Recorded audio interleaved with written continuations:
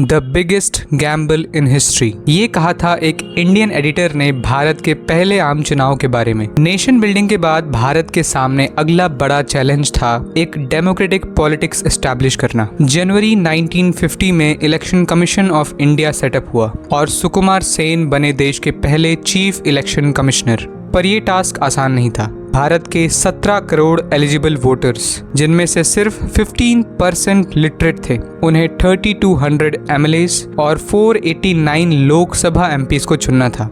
इस mammoth exercise के लिए ईसी ने 3 लाख ऑफिसर्स को ट्रेन किया और दुनिया का सबसे बड़ा डेमोक्रेटिक एक्सपेरिमेंट शुरू हुआ। कई बार पोस्टपोन होने के बाद फाइनली अक्टूबर 1951 से फरवरी 1952 के बीच वोटिंग हुई। जब रिजल्ट्स आए तो द इंडियन नेशनल कांग्रेस, जिसके पास फ्रीडम स्ट्रगल की लेगेसी और जवाहरलाल नेहरू जैसे कैरिस्मेटिक लीडर थे, उसने क्लीन स्वीप किया।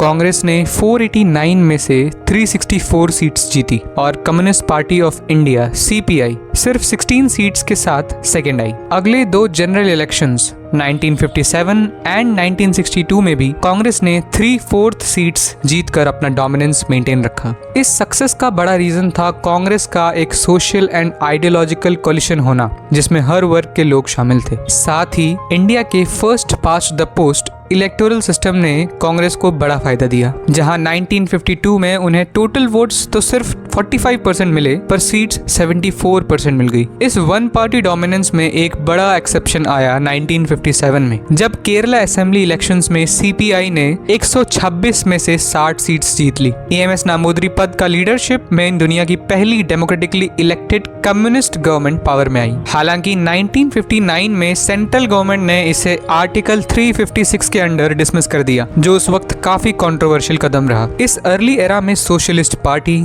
सीपीआई और भारतीय जनसंघ जैसी ऑपोजिशन पार्टीज मार्जिन्स पर जरूर थी, पर उन्होंने अपना रोल बखूबी निभाया। उन्होंने कांग्रेस की पॉलिसीज पर चेक रखा और डेमोक्रेटिक ऑल्टरनेटिव को जिंदा रखा। कंपटीशन सिर्फ पार्टीज के बीच नहीं, बल्कि कांग्रेस के अंदर के फैक्शंस में भी थी, और यही यूनिक टाइम पीरियड कहलाया इंडिया का कांग्रेस सिस्टम।